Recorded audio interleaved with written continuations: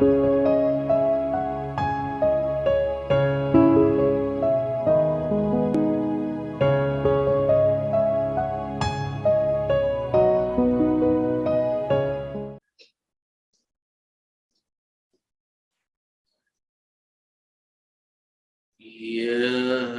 जगत सारा क्षणिक है और आत्मा एक नित्य है।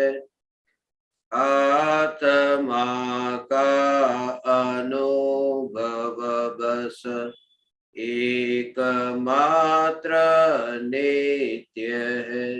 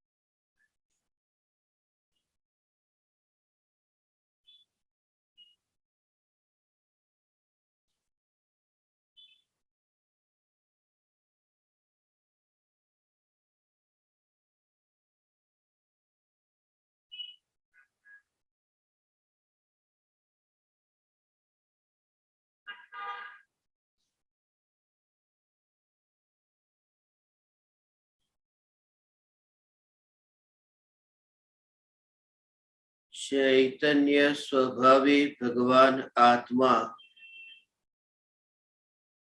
अनादि अनंत शुद्ध चैतन्य मात्र है,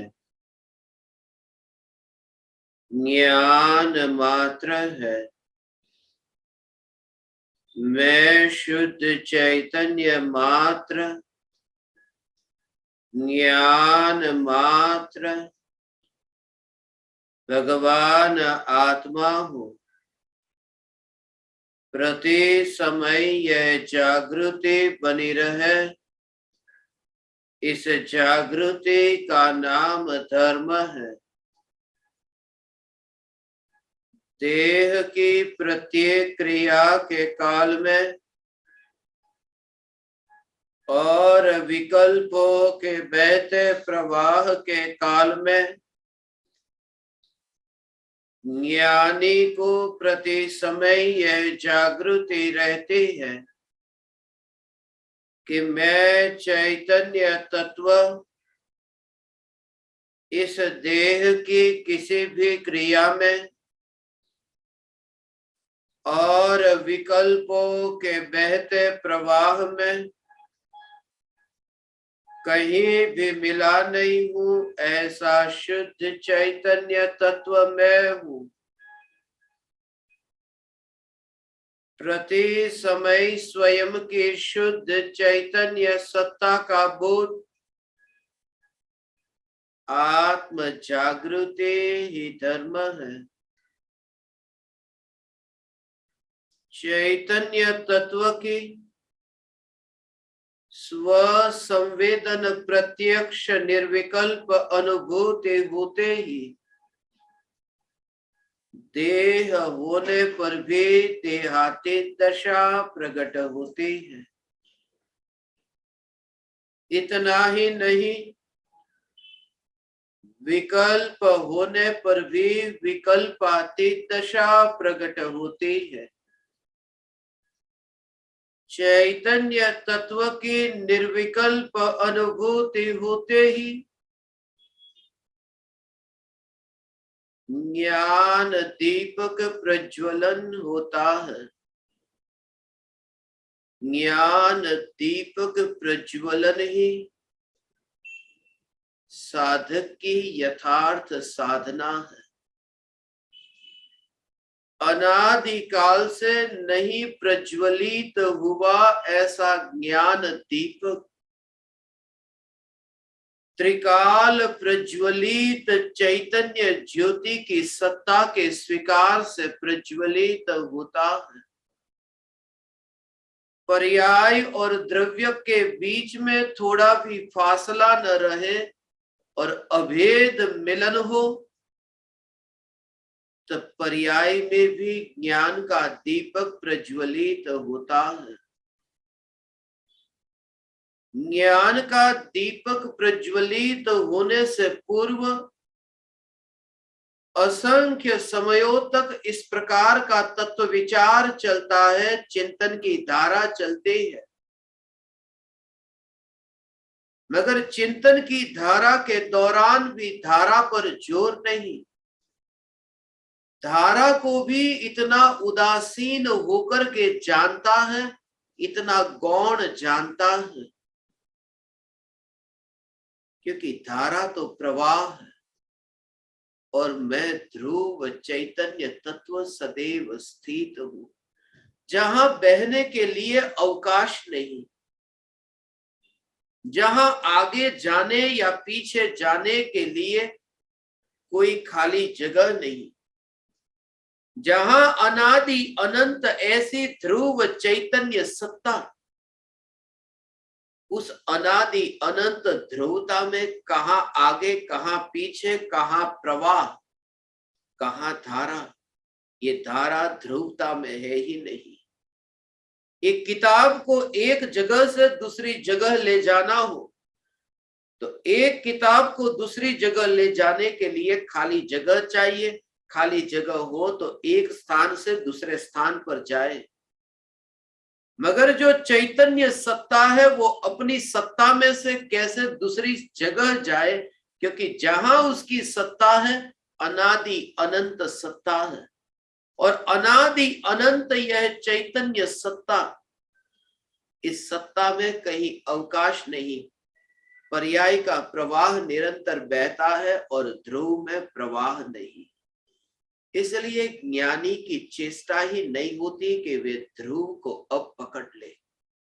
अज्ञानी जो साधना का शुभारंभ करना चाहता है कि अनादि काल से मैंने पर पदार्थों को बहुत पकड़ा, अब मैं पर पदार्थों को छोड़ करके न्यायक देव को पकड़ता हूं। ये पकड़ने की जो आकांक्षा है, ये पकड़ने की जो चाहना है, ये पाने की जो चाहना है, ये लोभ है। पाने की चाहना में लोभ छुपा हुआ है और खोने के विकल्प में भय छुपा हुआ है। पर्याय को मैं अंतर में ऐसे अनुभव करूं कि पर्याय ही अनुभव में आती है और ध्रुव न्यायक देव का आश्रय लिया, त्रिकाल सत्ता का आश्रय लिया और आनंद को भोगा, मगर उतना भी विकल्प नहीं। एकमात्र ध्रुव चैतन्य तत्व का लक्ष्य रखो, तुम्हारे ज्ञान का दीपक प्रज्वलित हो जाएगा। सारे जगत का लक्ष्य मत रखो, एकमात्र ध्रुव चैतन्य तत्व का लक्ष्य रखो। एकमात्र ध्रुव चैतन्य तत्व की ओर ही तुम्हारा ध्यान हो, एकमात्र चैतन्य तत्व ही तुम्हारे ज्ञान का ज्ञेय हो, एकमात्र चैतन्य तत्व ही तुम्हारी श्रद्धा का श्रद्धेय हो। तुम्हारे ज्ञान, श्रद्धान और ध्यान में एकमात्र चैतन्य तत्व ही हो, ऐसी भावना से यदि तुम साधना का शुभारंभ करते हो, तुम कभी सफल नहीं हो सकते, संसार में भटकोगे, निगोद में भटकोगे। इसलिए क्योंकि मेरे ज्ञान का ज्ञेय चैतन्य तत्व हो। ये ज्ञान का ज्ञेय जो चैतन्य तत्व, ये ज्ञान कौन है? ये ज्ञान तो एक समय की अवस्था है, जिस अवस्था का विषय चैतन्य तत्व। बस मेरे ध्यान का ध्येय चैतन्य तत्व बने, तब तुम्हारा जोर ध्यान पर है। मेरे ध्यान का ऑब्जेक्ट चैतन्य तत्व बने, तब तुम्हारा जोर ध्यान पर है कि मैं ध्यान और ध्येय चैतन्य तत्व। और जो ध्यान में रह करके ध्येय को देखता है, उसे ध्येय दूर दिखता है, और जिसे चैतन्य तत्व दूर दिखता है, उसके जीवन में धर्म का शुभारंभ नहीं हो सकता। इसलिए भले ही यहां ध्यान में चैतन्य तत्व आता हो, ज्ञान में चैतन्य तत्व जानने में आता हो, और श्रद्धा में भी वह टंकोत्कीर्ण होता हो मगर रुचि नहीं। इसलिए कहा ज्ञानी को आत्मा को पाने की रुचि नहीं है। आत्मा को पाने की रुचि में बहुत गहरा छुपा हुआ खतरनाक भय छुपा है। मैं आत्मा को पाना नहीं चाहता, मैं आत्मा को पाना नहीं चाहता। मैं आत्मा हूं, किसे पाना है?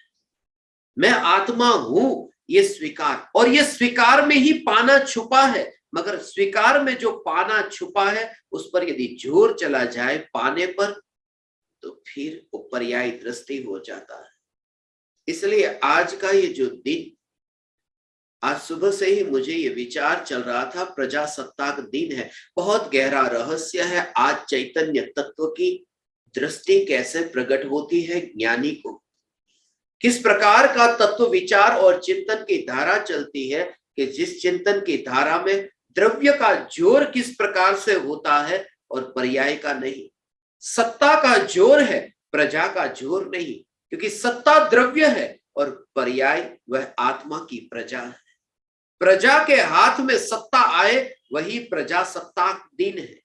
जिस दिन प्रजा के हाथ में सत्ता आई, जिस दिन आत्मा की पर्याय में आत्मा पकड़ में आया, आत्मा की पर्याय में आत्मा पकड़ में आया, मगर जो पकड़ में आया वो पकड़ में आया ही नहीं, पकड़ में आया नहीं, क्योंकि जहां पकड़ में आया वह पर्याय तो बहती है, उस पर्याय की मृत्यु हुई। इसलिए ज्ञानी को प्रति समय यह जागृति है कि पर्याय की पकड़ में मैं आया ही नहीं। कोई व्यक्ति यहां तुम्हारा हीरा है और उस हीरे को पकड़ ले और पकड़ करके यदि वो चला जाए तो तुम्हारा हीरा यहां नहीं होगा। उस व्यक्ति ने हीरे को पकड़ लिया और पकड़ करके वो चला गया, और चला ही नहीं गया, वह मर गया, वह मर गया। इसलिए आत्मा की अनुभूति के काल में पर्याय में भगवान आत्मा पकड़ में नहीं आता।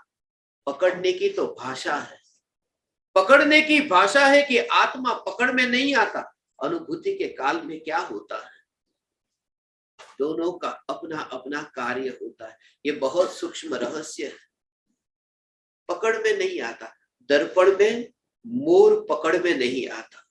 इतनी स्वतंत्रता देखो कि दर्पण में मोर पकड़ में नहीं आता। इसलिए जब तुम पर्याय से ऐसे नाता आज तक हुआ ही नहीं, ऐसा ध्रुव न्यायक देव को तुम देखो, अपने को देखो, और ये देखो कि मैंने एक समय के पर्याय के परिणमन को पकड़ा नहीं है, एक समय के पर्याय के परिणमन को पकड़ा नहीं है, वरना उसमें भी वह धारा होने लगती जैसी पर्याय में होती है। न्यायक में भी वह धारा होने लगती। जो चलती हुई गाड़ी है, उस गाड़ी को जैसे तुम बिल्कुल अच्छी तरह से फिट पकड़ करके रखो, वह गाड़ी गति करती है। जब तुम उसे फिट पकड़ करके रखते हो तो तुम भी गति करते हो। यदि पकड़ा होता तो गति करने वाले के साथ में तुम भी गति करने लगते। यदि पर्याय के प्रवाह में ये ध्रुव न्यायक देव कहीं पकड़ा गया होता तो ध्रुव न्यायक देव भी पर्याय के साथ में वह बहता, मगर वह बहता नहीं है, वह ध्रुव है। उसका अर्थ कि वह पर्याय में बंधा नहीं है, पर्याय में पकड़ में नहीं आया है, पर्याय में सिर्फ वहां दृष्टि में आया है, पर्याय में सिर्फ जानने में आया है, पर्याय में सिर्फ अनुभव में आया है। ध्रुव तो ध्रुव है और मैं ध्रुव न्यायक हूं, ऐसी दृष्टि। पाने की वांछा ही छोड़ दो, मुझे नहीं पाना, पाना नहीं, पाने में लोभ है। मोक्ष को भी नहीं पाना, नहीं तो ये खतरनाक लोभ है, मुझे मोक्ष को नहीं पाना, मुझे मोक्ष को नहीं पाना, क्योंकि जिसके स्वभाव में लोभ हो वह मैं नहीं।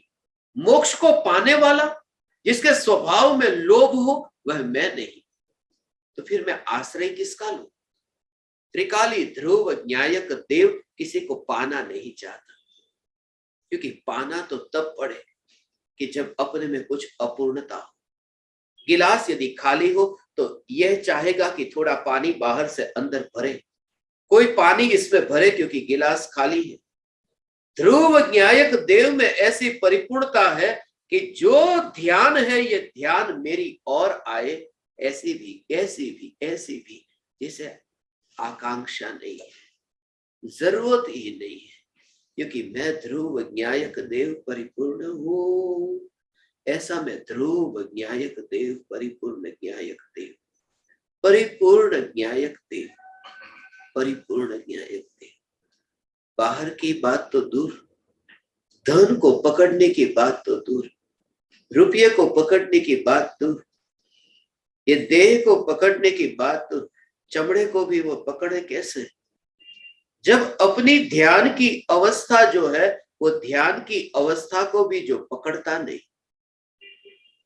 उसके साथ में भी वहां फंसता नहीं, अंदर चला जाता नहीं, अंदर चला जाता नहीं, ऐसा ये चैतन्य स्वरूप यदि उसके अंदर चला जाए तो पर्याय का नाश होते ही मेरा नाश हो जाए।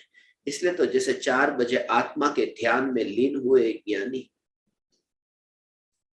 और ध्यान की अवस्था मर गई, 4:01 पर ध्यान में से बाहर आए, अब वह ध्यान न रहा, ध्यान मर गया, ध्यान की दशा छूट गई, अब विकल्प हुए। मगर उस समय भी उनकी श्रद्धा कैसी है कि मुझ में से कुछ मर गया, मुझ में से कुछ मर गया। श्रद्धा तो यह है कि मुझ में से कुछ घट ही नहीं गया, मरना तो दूर, कुछ भी नहीं घट गया। ऐसा ध्रुव चैतन्य तत्व ये मैं हूं। ध्रुव ने आज तक किसी को पाया ही नहीं, ध्रुव में वो शक्ति नहीं किसी को पा सके, किसी को पा सके ऐसी शक्ति नहीं।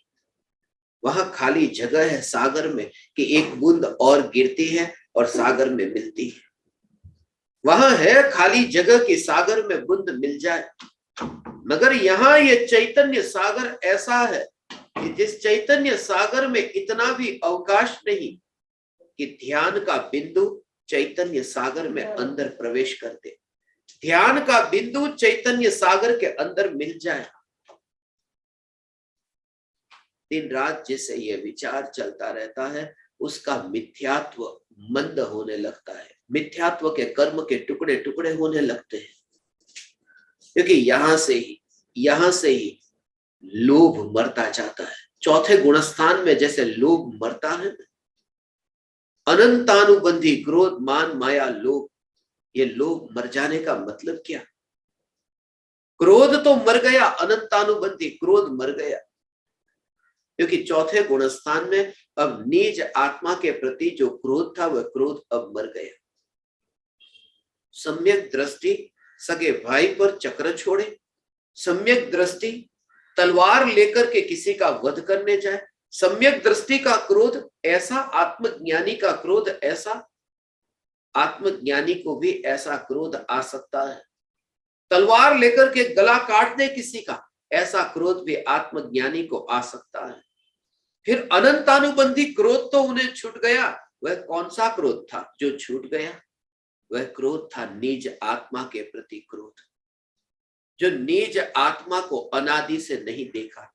पराये का घात इतना खतरनाक नहीं है, पंचेंद्रिय संगनी हो, संगनी पंचेंद्रिय का घात इतना खतरनाक नहीं है जितना अतीन्द्रिय का घात खतरनाक है।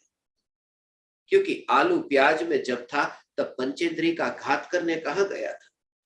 जो आलू के अंदर जो जीव एक सांस में 18 बार जन्म मरण करते हैं, वो किसे मारने जाते हैं, कहां तलवार उठाते, कहां चाकू उठाते, फिर वे वहां जन्म मरण क्यों करते हैं? इसलिए जन्म मरण करते हैं क्योंकि जो अतीन्द्रिय चैतन्य है, मैं स्वयं अतीन्द्रिय हूं, मैं एकेंद्रिय नहीं हूं, मैं अतीन्द्रिय हूं, ऐसा अनुभव नहीं, ऐसी जागृति नहीं, ऐसी दृष्टि नहीं। इस दृष्टि के अभाव में वे अनंत दुख भोगते हैं। पराये की हिंसा करने जाने में इतना बड़ा पाप नहीं है, क्योंकि पराये की हिंसा भी इसलिए होती है क्योंकि अपनी हिंसा से जो न बच सका, परायों की हिंसा से क्या बचेगा? खुद जो भूखा है वह दूसरों को क्या खिलाएगा? जिसके स्वयं के पास ही वस्त्र नहीं, वो दूसरों को क्या देंगे। लोग भगवान के पास में रुपये मांगने जाते हैं, जिनके पास एक रुपया नहीं, वो तुम्हें रुपया कहां से देंगे।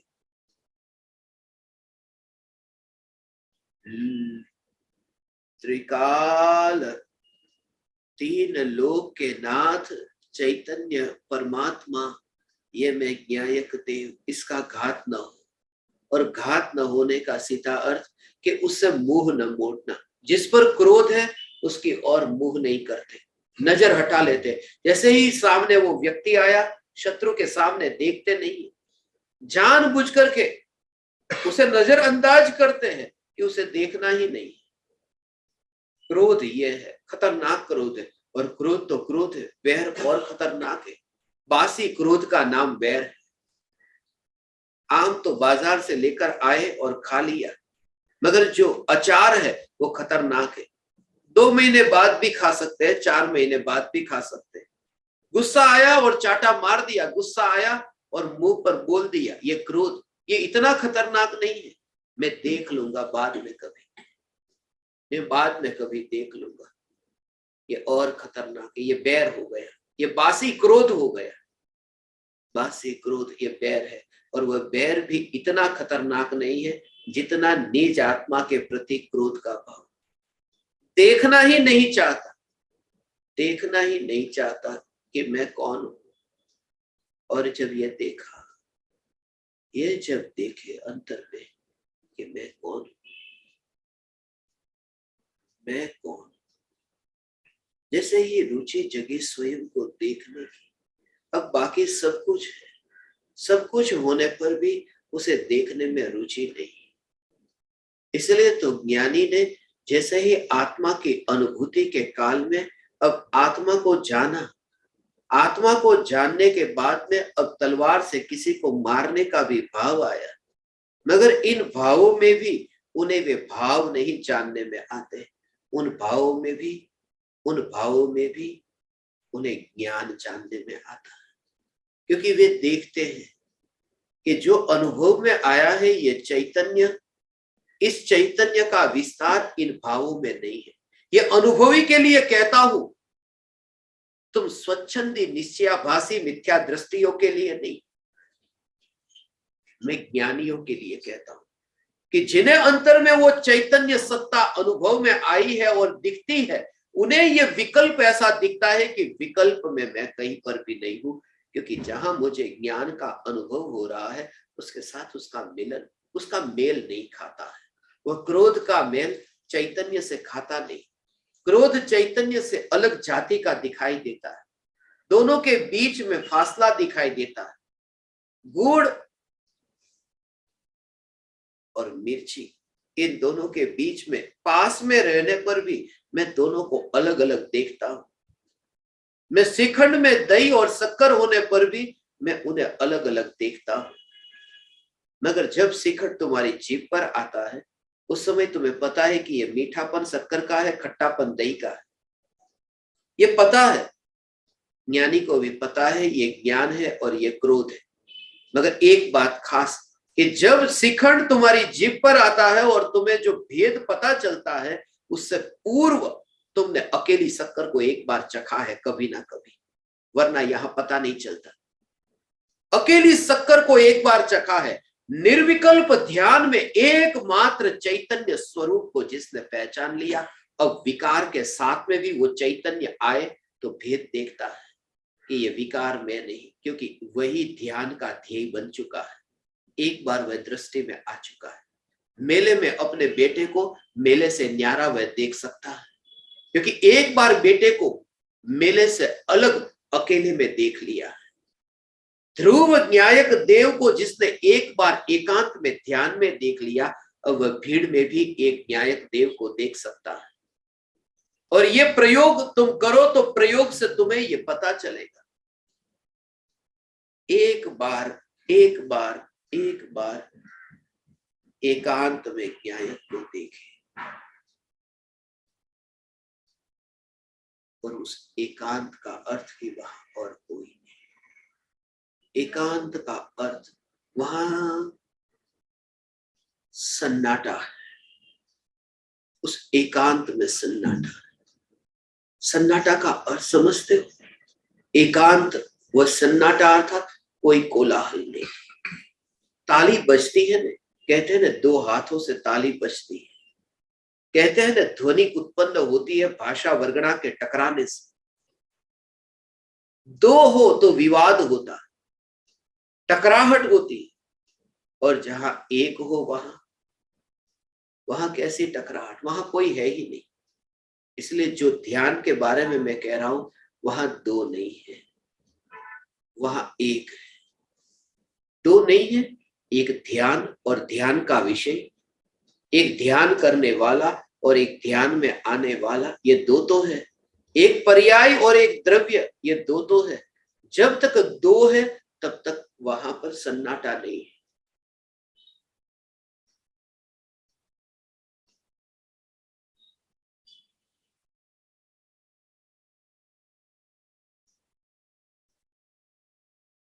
मुझे नींद आ रही है, नींद आ रही है।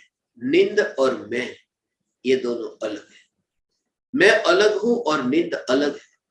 मगर जिस समय वह नींद आती है तब मैं और नींद ऐसा भेद थोड़ी ना होता।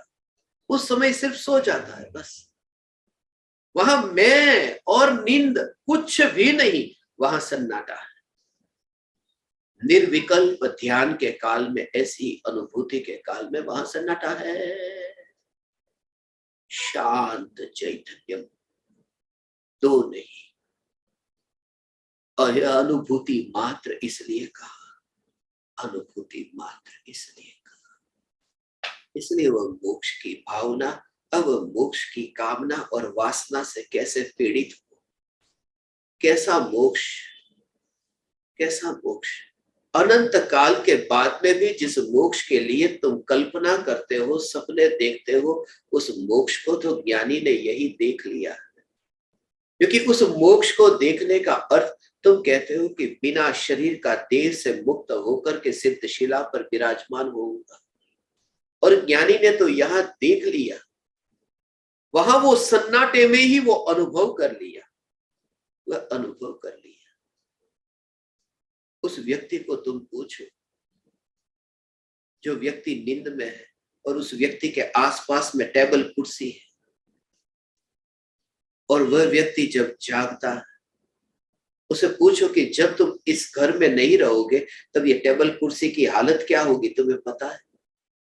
वो कहेगा मुझे पता है, क्योंकि अब मैं गैर हाजिर हो गया था। जब मैं सो गया था तब भी वो वस्तु तो अपनी जगह ऐसे ही पड़ी थी। तुम जरा विचार करो, रात्रि में सो जाते हैं तब घर का जो परिग्रह है, उस परिग्रह का विकल्प कितनी बार आता है, और घर के परिग्रह, घर की सभी वस्तुओं का काम अपने अपने हिसाब से होता ही रहता है। ध्यान में जब लीन होते हैं तब सारा जगत मेरे वश में नहीं, वह घटना तो अपने आप ही घटित होती रहती। मोक्ष मिलता है बाद में, 14 गुणस्थानों के बाद में मोक्ष प्राप्त होता है। 14 गुणस्थानों के बाद में। ये कर्णानुयोग की भाषा है, ये गणित की भाषा है, ये विज्ञान नहीं है, ये परम विज्ञान नहीं है, ये गणित है। परम विज्ञान तो यह है कि जैसे ही ध्रुवता को देखा कि ये ध्रुव ही, ध्रुव का ही दूसरा नाम मोक्ष है। तुम मोक्ष हो, इसलिए परम कृपालु देव जो कहते हैं तू छो मोक्ष स्वरूप। ये भी कृपालु देव की मजबूरी है कि जिन्हें ये कहना पड़ रहा है तू छो मोक्ष स्वरूप। स्वरूप शब्द भी लगाना पड़ा, वास्तव में तो तू ही मोक्ष है। और मोक्ष, मोक्ष में कहां जाना चाहता? तू स्वयं मोक्ष है, तुझे कहां जाना है? इसलिए ये कहा, काश मृत्यु से पहले तुम इस अनुभूति को उपलब्ध हो जाओ। अनुभूति से पहले तुम ये इस दशा को उपलब्ध हो जाओ, जैसे महावीर भगवान के केवल ज्ञान में सिद्ध शिला पर विराजमान है, और पावापुरी में बिखरे हुए जो अंतिम देह के परमाणु, जो अभी कहीं ना कहीं तो उड़ रहे हैं, कहीं ना कहीं तो बसे हैं, वे परमाणु महावीर भगवान के ज्ञान में अभी जानने में आते हैं। मगर जो महावीर भगवान के ज्ञान में जानने में आते हैं, महावीर भगवान उन परमाणुओं के बारे में क्या कहते हैं? कभी ये मेरे थे, कभी मैं उन स्वरूप था। महावीर भगवान, भगवान और परमाणु कोई मेल नहीं खाता, कोई मेल नहीं। इसलिए ऐसी ही वस्तु जैसे पड़ी हो ऐसे ही देखो। इसलिए कहता हूं, ऐसे कहता हूं, सोफा पर तुम नहीं बैठो, तुम सोफा के ऊपर नहीं बैठते। जैसे तुम सोफा के ऊपर नहीं बैठते, ऐसे ही तुम देह के ऊपर भी नहीं बैठे, ऐसे अनुभव करो। तुम नीचे बैठे हो, तुम सोफा के ऊपर नहीं बैठे ने। ऐसे ही उस चैतन्य सत्ता को देखो, जो चैतन्य सत्ता देह में नहीं बैठी, क्योंकि परमाणु में बैठने के लिए वह सुविधा नहीं है। ज्ञान और परमाणु में कैसे बैठे?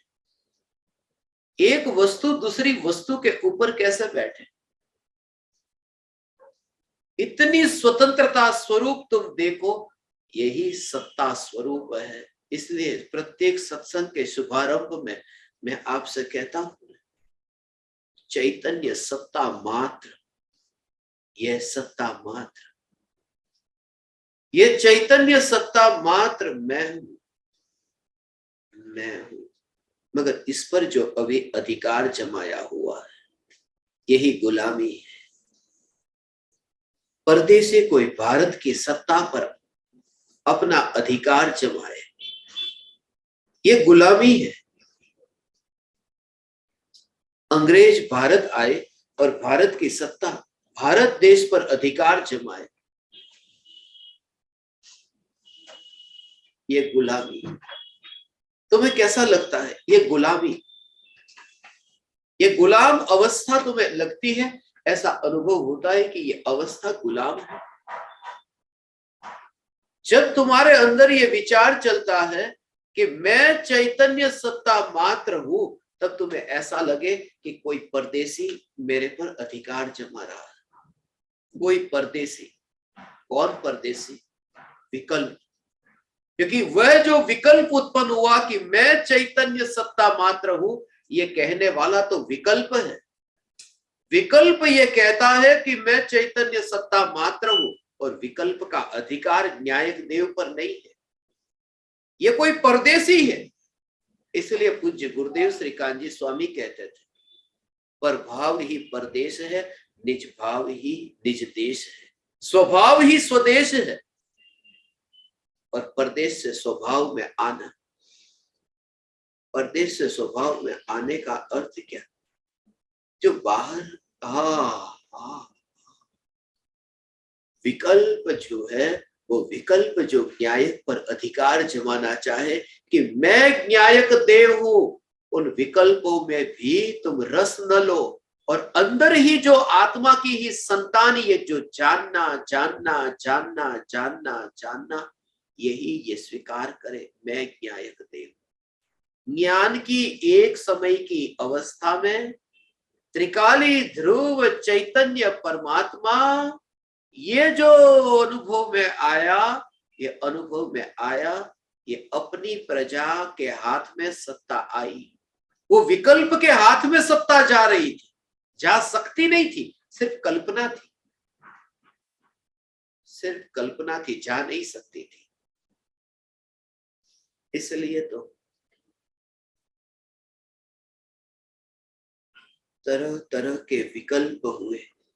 जैसे विकल्प हुए कि घर मेरा है, ऐसे ही ये भाव चले कि विकल्प चले मैं चैतन्य तत्व। मगर वह साधना नहीं। उसका कारण क्या? उसका कारण यह है, साधना को नापने का एक ही मीटर है। तुम साधक हो, इस दशा को नापने का एक ही मीटर है, सन्नाटा। क्या मौन हुए? क्या निराकुल हुए? क्या निराकुल अतीन्द्रिय आनंद का भोग हो रहा है? यदि ये अतीन्द्रिय आनंद का भोग हो रहा है, तो समझना कि साधना के मार्ग पर अब मगर वहां तो विकल्प है, मैं चैतन्य तत्व हूं, मैं चैतन्य तत्व हूं, मैं चैतन्य तत्व हूं। उस समय होता क्या है? उस समय होता यह है कि जब वो विकल्प मर जाते हैं और फिर कोई तुमसे पूछे, उस समय जब तुम्हें कोई पूछे कि तुम्हें आज सुबह से क्या चल रहा था, तुम कहते हो आज सुबह से मेरा चैतन्य का चिंतन ही चिंतन चल रहा था। अच्छा चिंतन चला, आज सुबह से मेरा चैतन्य का चिंतन अच्छा चला है। अब नहीं, अब मैं कुछ और काम करता हूं। सुबह से शाम तक चला, चैतन्य तत्व का चिंतन चला, अब नहीं चल रहा, मेरा चिंतन आज अच्छा हुआ। ज्ञानी कहते हैं तुम घोर मिथ्या दृष्टि, तुम निगोद की तैयारी करते हो, क्योंकि आज सुबह से शाम तक मेरा जो चिंतन चला, वो चिंतन मेरा कहा, वो चिंतन मेरा नहीं, मैं चैतन्य हूं। चैतन्य का चिंतन ये मैं नहीं हूं, चैतन्य का चिंतन भी कोई पराया। चिंतन से न्यारा चैतन्य मैं हूं। ये अंतर में जो चैतन्य चैतन्य चैतन्य चैतन्य, उस स्थिति में तुम यदि इतने उदासीन रहो तो उस पर्याय तो रहेगी, उस पर्याय का अस्तित्व तो रहेगा, मगर ध्रुव की ओर ही दृष्टि केंद्रित हो जाएगी। तुम्हारा ध्यान ध्रुव में ही केंद्रित हो जाएगा। फिर वहां पर तुम चिंतक न रहोगे, तुम तो अनुभवी भी न रहोगे। चिंतक भी नहीं और अनुभवी भी नहीं, अनुभवी भी नहीं। आग को छूने वाला हाथ, हाथ में ये कहता है मुझे आग का अनुभव हुआ, आग का अनुभव हुआ, हाथ मेरा जला, देखो मुझे आग का अनुभव हुआ, ये प्रमाण है। हाथ जल गया, चमड़ी जली हुई है, गर्म का अनुभव हुआ है, ये प्रमाण। मगर अग्नि को पूछो कि तू कौन, वो जला हुआ वह तू, या तू ज्योति मात्र उष्ण स्वभाव, तू कौन? चैतन्य सत्ता। और जब ध्यान अंतर में छूता है तब आनंद आता है, तब अनुभव होता है। मगर वो जो अनुभव होता है, उस अनुभव के साथ ज्ञानी की तन्मयता नहीं है। अनुभव में तन्मयता नहीं है, इसलिए ज्ञानी के पास में प्रमाण है। तुमने सुना है ना, समय सार में ये कहा, अनुभव प्रमाण से तुम स्वीकार करना। अनुभव प्रमाण से मैं स्वीकार करता हूं, ये मेरा हाथ जो जला हुआ है, चमड़ी का रंग जो बदल गया है, जो अभी मुझे उष्णता का अनुभव हुआ है, ये प्रमाण है। अनुभूति के लिए प्रमाण चाहिए। उस आग को उष्णता के लिए कोई प्रमाण की जरूरत नहीं है, उसका होना ही प्रमाण है, उसका होना ही पर्याप्त है, उसे किसी की जरूरत नहीं है, उसे किसी की जरूरत नहीं। मैं कौन सी भाषा बोल सकता हूं, उसके लिए मुझे बोलने की जरूरत है, मगर मैं मौन हूं, उसके लिए मुझे बोलने की जरूरत नहीं है। यहां तक कि बोल दिया तो यह प्रमाण मिल गया कि मैं मौन नहीं हूं। वह अग्नि यदि घोषणा करने जाए कि मैं उष्ण हूं, तो वह अपने स्वभाव में परिपूर्ण नहीं है। परिपूर्णता का अर्थ जो मौन, इसी वजह से तो अनादिकाल से अनंत दुख भोगा, फिर भी ध्रुव बोला क्यों नहीं? क्योंकि जहां पूर्णता है वहां बोलने की जरूरत नहीं होती। तो ये ध्रुव न्यायक, ये मैं हूं भगवान, तुम ऐसा स्वीकार करो। ये तुम, मैं तुम्हारे लिए ये कह रहा हूं, ये तुम ऐसे ध्रुवता। आज यदि मृत्यु से पहले यदि तुम, क्योंकि दुर्लभ है, यही दुर्लभ है। मंदिर आसान है, उपाश्रय आसान है, महाराज साहब आसान है। तुम्हें जो लगता है मैं तुम्हारे महाराज साहबों के बारे में बोलता हूं, मगर एकाध महाराज साहब को लाओ जो कहता हो कि अनुभूति का प्रमाण चाहिए, ध्रुव को प्रमाण की जरूरत नहीं। और जो कहता हो कि ये जो 4 हाथ जमीन देखकर चलता हूं, वो जल करके अभी राख होगी। वो 4 हाथ जमीन देखने वाली आंख, वो अभी स्मशान में उड़ेगी। वो मेरा धर्म नहीं, मेरा धर्म नहीं, मुझे धर्म की जरूरत नहीं, मुझे धर्म की जरूरत ही नहीं। क्योंकि मैं बिना धर्म का भी अनादिकाल से हूं, ऐसा मैं चैतन्य। और ये स्वीकार, इसी का नाम तो धर्म है। मुझे धर्म की जरूरत नहीं है, धर्म को मेरी जरूरत है, धर्म को मेरी जरूरत है। इसलिए मैं धार्मिक नहीं हूं। मैं स्पष्ट कहता हूं, मैं धार्मिक नहीं हूं। इसका मतलब ये मत समझना कि मैं अधार्मिक हूं। मैं धार्मिक नहीं हूं, यहां तक मैं जब कह देता हूं तो मैं ये कैसे कह सकता हूं कि मैं अधार्मिक हूं। मैं ये कहता हूं कि धार्मिक और अधार्मिक, इन दोनों से न्यारी ऐसी जो ध्रुव चैतन्य सत्ता, यही मैं, जिसे किसी काल के प्रवाह से कोई फर्क नहीं पड़ता। और इनका प्रयोग यदि तुम करो, ये स्थापना तो सिर्फ बहाना है। कल ही मुझसे कोई कह रहा था कि उनके परिवार में लोग बात करते हैं कि गुरुदेव को भारत देश में घूमना बहुत अच्छा लगता है, इसलिए स्थापना के लिए निकले। थोड़ी 4-6 घंटे की गाड़ी की यात्रा करो, पता चलेगा। थोड़े बम्प में तुम उछलो नीचे, तब तुम्हें पता चलेगा भारत देश की यात्रा कैसी अच्छी लगती है। और वो भी मध्य प्रदेश, वो भी छत्तीसगढ़, वो भी राजस्थान के बम्प।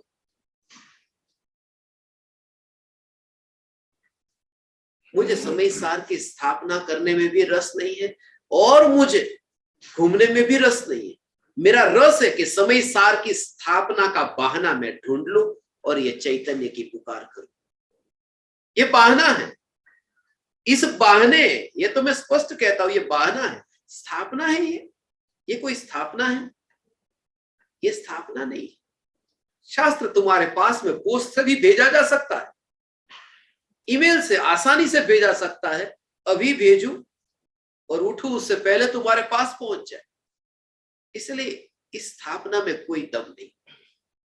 मैं स्वयं कहता हूं, मगर इस स्थापना के पश्चात जो सत्संग है, उस सत्संग में जो तुमसे कहने का अवसर मिलता है, और वो 1 घंटा भी तुम्हारे कान में ये चैतन्य के डायरेक्शन में यदि ये पुकार पड़े, तो उसका बस सदुपयोग हो। वो एक बार तुम्हारे कान के अंदर ये वाणी पड़े, तो कभी ना कभी फिर विचार भी आएगा। फिर तुम किसी को भी धार्मिक नहीं देखते। सम्यक दृष्टि किसी को धार्मिक नहीं देखता, नहीं देखता। मैं पूज्य गुरुदेव श्री कांजी स्वामी और परम कृपालु देव को जब देखता हूं, तब उनको धार्मिक नहीं देखता। मैं महावीर भगवान और सिमंदर भगवान को भी धार्मिक नहीं देखता। मैं ध्रुव देखता हूं, चैतन्य देखता हूं, धार्मिक नहीं।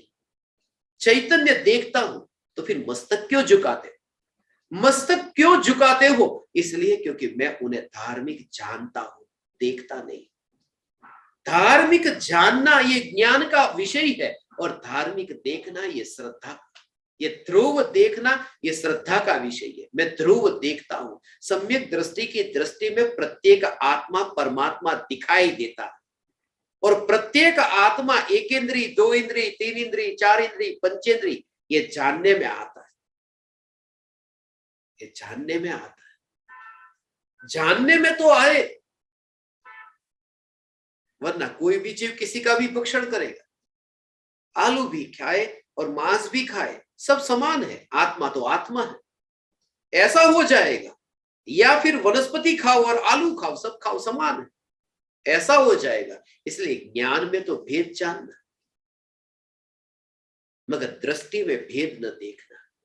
ज्ञान में भेद जानना कि ये अंगूठी है, ये चूड़ी है, ये बिस्किट है, ये ज्ञान में तो भेद जानना। मगर दृष्टि में ये देखना कि ये सब सोना।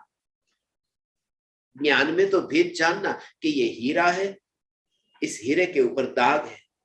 मगर जैसे ही तुम्हें रास्ते से वो दाग वाला हीरा मिले, तो दाग मिला ये तुम नहीं देखते, मुझे हीरा मिल गया। सम्यक दृष्टि की भी वही दृष्टि है। पर्याय में इतने दाग है, मगर दाग है, मगर मैं दाग नहीं, मैं तो बेदाग। ऐसा मैं चैतन्य। प्रजा के हाथ में सत्ता आती है, मगर यहां तो पर्याय के हाथ में द्रव्य आता ही नहीं है, चैतन्य आता ही नहीं। सिर्फ ये अनुभूति, आ ही नहीं सकता, पकड़ में आ ही नहीं सकता। कैसे पकड़े? जिसका स्वभाव पकड़ने का नहीं है। इसलिए पर्याय का स्वभाव भी पकड़ने का नहीं है, पर्याय का स्वभाव सिर्फ अनुभव करना है, पकड़ना नहीं, अनुभव करना। इसलिए गुड़ जो तुमने कल जीभ पर रखा था, उस गुड़ को तुम पकड़ नहीं सके, वो गुड़ तो चला गया, अनुभव रह गया। आज तुम्हें पता है कि गुड़ मीठा है, एक भी परमाणु अभी जीभ पर भी नहीं, परमाणु तो कहां उड़ करके गए, मगर उसका जो अनुभव है वो अनुभव रह गए। वस्तु को पकड़ नहीं सकता, अनुभव का स्वभाव ही नहीं है कि वस्तु को पकड़े। अनुभव का स्वभाव है मात्र अनुभूति। अग्नि को पकड़ता नहीं है, हाथ है, वो हाथ अग्नि को पकड़ता नहीं है। उष्णता का अनुभव हुआ, ये अनुभव दूर से ऐसा देख लिया। इसलिए समयसार में ये आंख का दृष्टांत दिया। लकड़ी जलती हो और लकड़ी के अंदर जब अग्नि पैदा हुई तो उसमें लोहे का गोला अंदर डाला, लोहे का गोला भी उसमें चल रहा है। लकड़ी जल रही है और लोहे का गोला भी उसमें है, जो गर्म हो रहा है। लकड़ी के जलने के कारण वो अग्नि पैदा हुई, वो गोला है, वो गोला गर्म हो रहा है। तो अग्नि को करने वाला कौन है? अग्नि को पैदा करने वाला वह ईंधन है। और अग्नि को भोगने वाला कौन है? लोहे का गोला भोगता है, अंदर में गरम गरम आग को भोगता है, ईंधन करता है। और लोहे का गोला वह भोगता है, ईंधन करता है, लोहे का गोला भोगता है। मगर दूर से जो आंख है, वह आंख ऐसी जो आंख देखती हो, आग को जैसे देखती हो। उस आंख ने अग्नि को पैदा भी नहीं किया, वो अग्नि की कर्ता भी नहीं है, अग्नि की भोगता भी नहीं है, अग्नि की सिर्फ दृष्टा है। ऐसे ही आत्मा क्रोध की अग्नि को करता भी नहीं और भोगता भी नहीं, सिर्फ दूर से देखता है। इसलिए ज्ञानी को मैं क्रोधी ऐसा दिखाई ही नहीं देता, मैं क्रोधी ऐसा दिखाई नहीं देता। और एक बात खास कहूं, बहुत महत्वपूर्ण, कि जो व्यक्ति यह आंख से ये देखता है कि सामने अग्नि है, वो आंख अकेली नहीं है, वो आंख शरीर के साथ में अभेद है, शरीर का हिस्सा है, मगर हिस्सा शरीर से कटा हुआ नहीं है। जो ज्ञान विकार को जानता है वह ज्ञान आत्मा का है, मगर आत्मा से सेपरेट नहीं है। आत्मा का अभेद एक अंग है, अभेद एक अंश है। आत्मा का अंश होकर के भी आत्मा के साथ में अभेद है। और सबसे महत्वपूर्ण बात, यदि सामने अग्नि हो न हो, आंख देखे या न देखे, आंख जिसकी है वह व्यक्ति अपनी जो सत्ता का स्वीकार करता है, उस सत्ता के स्वीकार में आग से कोई लेना देना नहीं। आग का होना तो नहीं, आग को देखना, उसमें भी कोई लेना देना नहीं। आग हो या न हो, या फिर आग को देखूं या न देखूं, उस व्यक्ति का कहना यह है कि मैं अपने कारण हूं, बस मैं हूं। इसलिए ज्ञानी के ज्ञान में जब ऑब्जेक्ट जो ज्ञेय जानने में आते हैं, वो जानने में आने के काल में स्वीकार है कि ये टेबल है, ये कुर्सी है, ये खिड़की, ये दरवाजे, ये मित्र, ये शत्रु, ये सब ज्ञान में है। मगर उस समय उन्हें ये जागृति है कि जानने वाला ज्ञान आत्मा से अभेद है और यही मेरी सत्ता है। ये चैतन्य चैतन्य चैतन्य, ये चैतन्य परमात्मा यही से न्यारा आ आ आ, ये ज्ञान का अनुभव हो, यही से न्यारा ज्ञान का अनुभव वहां ऐसा। ये कला बहुत दुर्लभ है, मगर आज तुम सुनो फिर उसका विचार करो। इसलिए मैं ज्ञान दीपकों के लिए अब भविष्य में, निकट काल में एक ऐसा सहज नेचुरल ऐसा एक सेशन प्रारंभ करने जा रहा हूं। शंका समाधान का सेशन होगा, इसमें सब अपनी अपनी शंका बोले, व्यक्त करो, कहो, छुपाओ मत, शंका का गर्भपात मत करो, अबॉर्शन मत करो, अंदर ही अंदर शंका मर जाती है। जो तुम्हारे अंतर में जगे पूछो, क्या होता है अनुभव, कैसे होते हैं विकल्प, कहां अटकना होता है। इसलिए ये कार्य प्रारंभ हुआ है समय सार का, अब पूरा होने की तैयारी है। आज 110वीं स्थापना तो हो चुकी, अब 32 स्थापना और है। अमेरिका और कनाडा की स्थापना तो अभी नहीं होगी, मार्च अप्रैल में कभी ठंड वहां पर कम हो जाएगी। मुझे ठंड से प्रॉब्लम नहीं है, कनाडा अमेरिका वालों को प्रॉब्लम है, मुझे कभी प्रॉब्लम नहीं। तो वहां पर जब ऐसे उनके हिसाब से ठंड कम हो जाए, उस समय वहां पर स्थापना हो। और यहाँ अभी जो भारत में, आज तो अभी यहाँ मुंबई में हूं, शाम को पूना जाने का विचार है, रात तक पूना पहुंचने का विचार है। और जितनी भी मुंबई की स्थापना है वो आज करने का भी विचार है कि सभी ज्ञान दीपकों के निवास स्थान पर जाकर के रात तक यहाँ मुंबई की स्थापना हो जाए। और उसके बाद में पूना, औरंगाबाद और बेंगलोर, उसके साथ साथ में आगे चेन्नई और कन्याकुमारी में भी एक सत्संग का आयोजन होने वाला है। उसके बारे में भी आपको बताऊंगा। कश्मीर से लेकर के कन्याकुमारी का जो भाव था, कन्याकुमारी में भी एक सत्संग के लिए आमंत्रण मिला है और वहां पर भी मुझे जाने का भाव। 12 तारीख से लेकर 14 तारीख तक 3 दिन की उमराला में शिविर है। इस शिविर में भी आपको आना हो तो आ सकते हैं। उमराला में किसी को भी, वहां पर कोरोना का समय है, फिर भी आपको आना हो तो आ सकते हैं। 3 दिन की शिविर है। यहां पर भी आज ऋषभ, जयश्री और किरण के निवास स्थान पर जो स्थापना हुई, यहां पर मैं सभी साधकों को बुलाना चाहता था। ये भी इनकी भी भावना थी बहुत बड़ा आयोजन करने की, मगर अभी 15 दिन पहले ही तीनों को कोरोना हो गया, तीनों ज्ञान दीपकों को। कल रात को मैं उनसे कह रहा था कि कोरोना तो अब ऐसा हो गया है जैसे कोई मेहमान आने वाले। मैं मेहमान भी नहीं कहता, मैं तो गुरु कहता हूं। कोरोना तो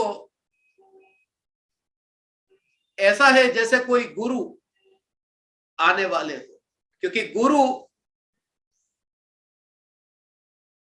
हमें बोध कराने आते हैं कि ये देह तेरा नहीं है, और बीमारी भी हमें बोध कराती है कि ये देह तेरा नहीं है, तेरा इस देह में कुछ चलता नहीं। अब तो ये खांसी जुकाम जैसा हो गया, इसलिए बहुत ज्यादा डरने की जरूरत नहीं है। ये तो आता ही रहेगा, जाता ही रहेगा। जितनी भी सुविधा हो, अभी तक मैं आधे से ज्यादा भारत देश में पिछले 2 महीने के भीतर ही जाके आ गया। 110 स्थापना हुई पूरे भारत में, अभी तक मेहमान नहीं आए, अभी तक गुरुजी नहीं आए हैं। आएंगे, एक आध बार तो आ जाएंगे, मगर गुरु का स्वागत करना, गुरु को भेजना मत, स्वागत करो। ज्यादातर लोग डर डर के बीमार हो जाते हैं।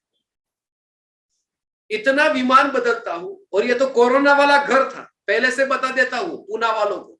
अब आपके पास आ रहा हूं कोरोना वाले घर से, ना कहना हो तो ना कह देना, पहले से ही बोल देता हूं।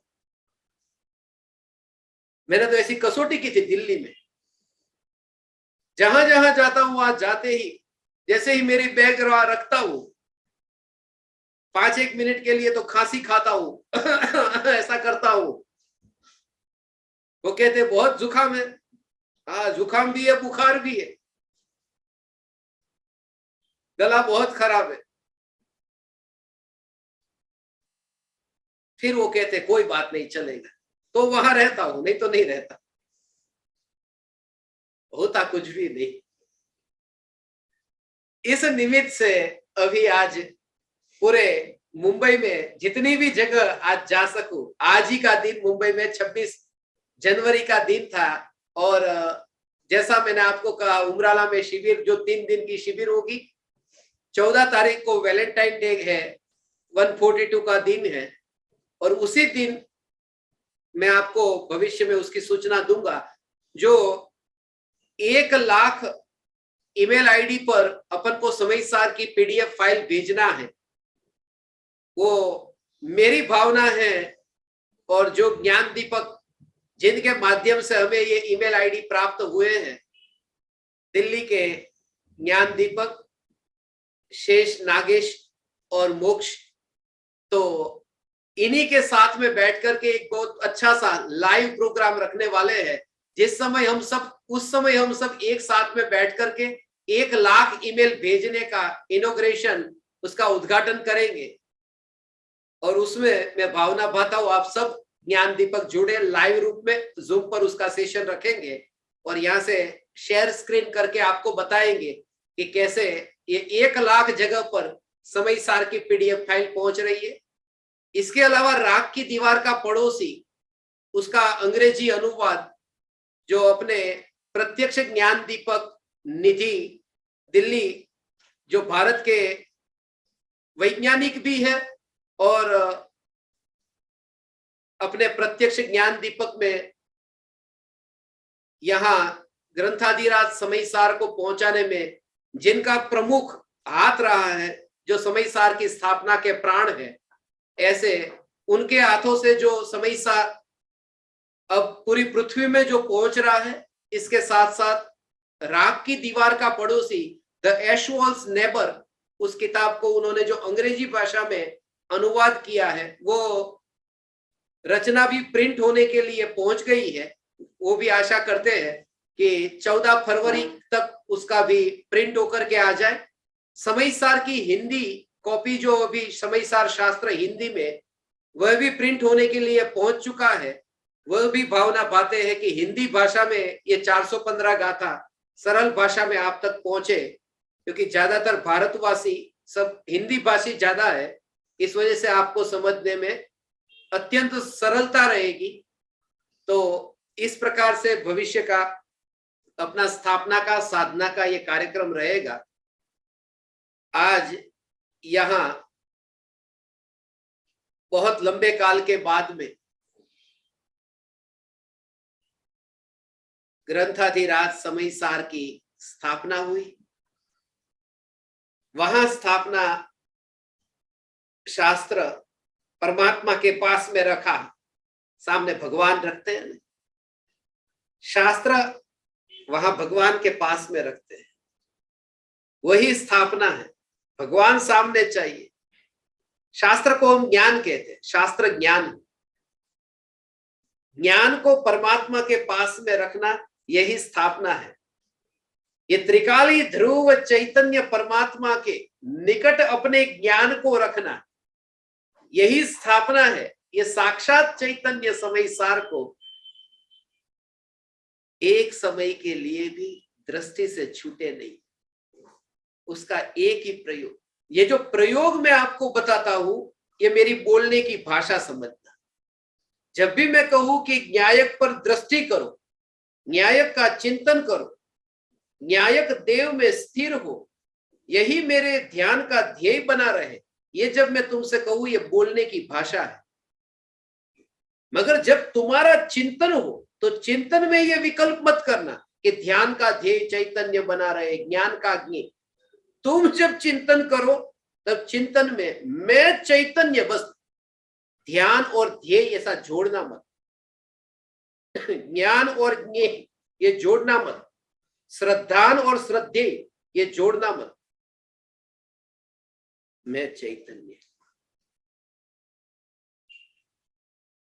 जहां विकल्प नहीं, अग्नि को विकल्प नहीं, वो रसोई घर में है या वो फिर घर में है या फिर वो घर के आंगन में है, अग्नि को कोई विकल्प नहीं। या फिर जंगल में लगी आग है, स्वभाव अग्नि उष्ण है। ऐसे ही कहीं पर भी जाए ना तो ये जागृति, विमान आकाश में जब ऊपर उड़ता है, मुझे तो हमेशा ये विचार आता है, जैसे ही टेक ऑफ हुआ, लैंड हुआ, ऊपर गया, नीचे आया, आकाश में जहां पर भी जाऊं, क्योंकि 3 साल के दौरान जब मिशन के दौरान यात्रा में था, 415 फ्लाइट्स पकड़नी थी मुझे, और कुछ समय तो ऐसा था कि आकाश में ज्यादा रहना था, जमीन पर कम। और उस समय यही विचार चलता था, ये विचार मैं तुमसे कहता हूं कि आकाश में उड़ते समय, नीचे आते समय, ऊपर नीचे का भेद ही मत करना, आकाश और जमीन का भेद मत करना, चैतन्य चैतन्य चैतन्य, ये विचार तुम करो। फिर तुम स्वयं को ये अनुभव करोगे कि संयोग तो कहीं बाधक भी नहीं है और साधक भी नहीं है, संयोग सिर्फ है, और संयोग है किसके लिए? मेरे पास में कुर्सी पड़ी है, कुर्सी पड़ी है कब मैं कुर्सी को देखूं तब, क्योंकि सोते हुए व्यक्ति के पास में कुर्सी पड़ी हो मगर होने पर भी नहीं, ध्यान जाए तो। और ऐसे ही मेरे हाथ में चाबी है, मगर मैं कहता हूं चाबी खो गई, चाबी मेरे हाथ में है, चाबी मुझे मिल जाए, कब मिल जाए? जब चाबी की ओर ध्यान जाए। चाबी कहीं बाहर से अंदर नहीं आई, मुट्ठी में नहीं आई, मुट्ठी में ही थी, चाबी खो नहीं गई थी, चाबी का ज्ञान खो गया था। जगत की कोई भी वस्तु वस्तु के पीछे नहीं खोती, वस्तु ज्ञान में से खोती है, और जो ज्ञान में से खो गया है उसे ज्ञान में पाना, यही वस्तु को पाना है। आत्मा भी खोया हुआ नहीं है, यहां है, सिर्फ ज्ञान में नहीं है, और ज्ञान में जानना यही आत्मा को जानना है। आप समस्त ज्ञान दीपकों ने इस छुट्टी के दिन भी मुझे ये चैतन्य की पुकार करने का अवसर दिया कि प्रजा के हाथ में भी सत्ता आती नहीं है, कोई भी सत्ता प्रजा के हाथ में आ नहीं सकती, द्रव्य पर्याय में आ नहीं सकता, सिर्फ दृष्टि में आता है, ज्ञान में आता है, ध्यान में आता है, रहता तो अपने में ही है, रहता तो स्वस्वरूप में ही। ऐसा चैतन्य स्वरूप भगवान आत्मा, यह मैं।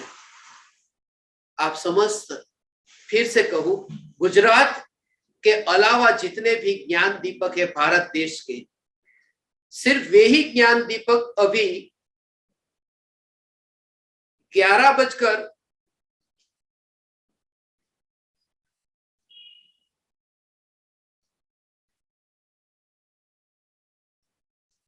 24 मिनट पर, 11 बजकर 24 मिनट पर यहां पर जूम की मीटिंग होगी, और इसी लिंक को जो आज सुबह सत्संग के लिए आपने लिंक पर क्लिक किया, वहां पर ही क्लिक करना है। और भविष्य में भी आपके पास में कभी लिंक न आए तो भी रोज की एक ही लिंक होती है, नई नई नहीं होती, इसलिए पुरानी वाली लिंक को भी आप क्लिक करेंगे तो आपको सत्संग सुनने को मिलेगा। आप समस्त ज्ञान दीपकों को मैं प्रणाम करता हूं, मेरे प्रणाम स्वीकार।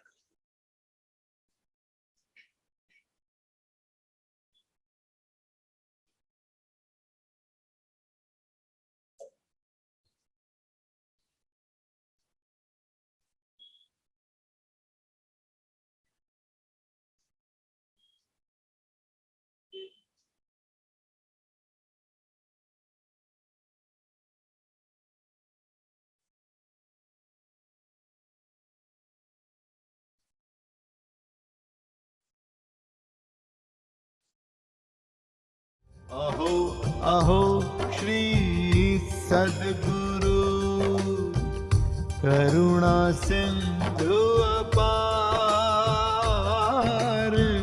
इस पामर पर प्रभु किया अहो अहो उपकार, अहो अहो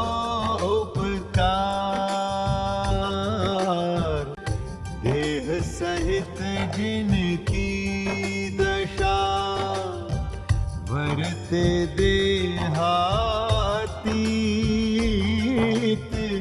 उन ज्ञानी के चरण में हो वंदन अगणित, हो वंदन अगणित।